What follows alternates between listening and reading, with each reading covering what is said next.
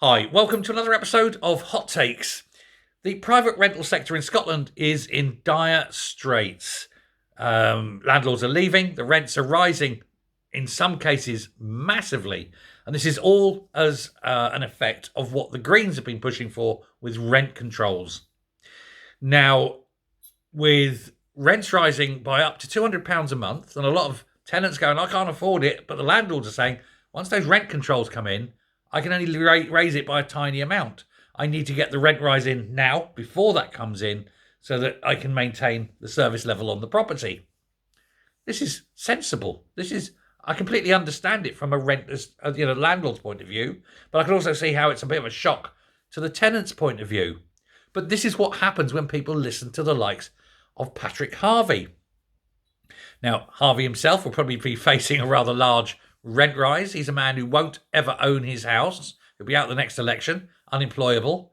He'll be sitting there miserable for the rest of his life. That's why he's so keen, of course, on rent controls and not being able to evict tenants just simply because they're not paying the rent and things like that, because he'll be on the street.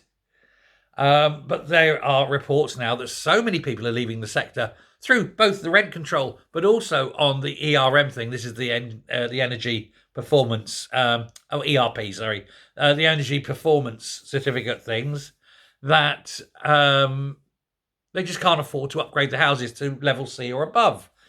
And so there's this massive shortfall of properties. Now, the simple laws of supply and demand, the supply and demand curve, if you will, means that rents artificially rising because of incoming rent controls are also being added to by simply the scarcity of properties. And so rents in Scotland are rising on average across the whole country, but in some parts more, by 20%.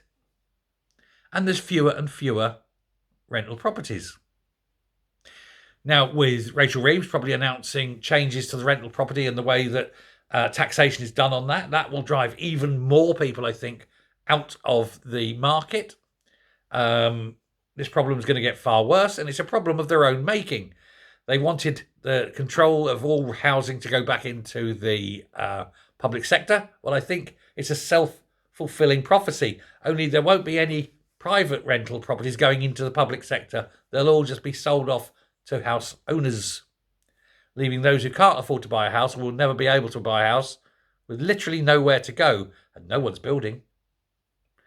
And despite all her plans, the Growler hasn't built a single house yet.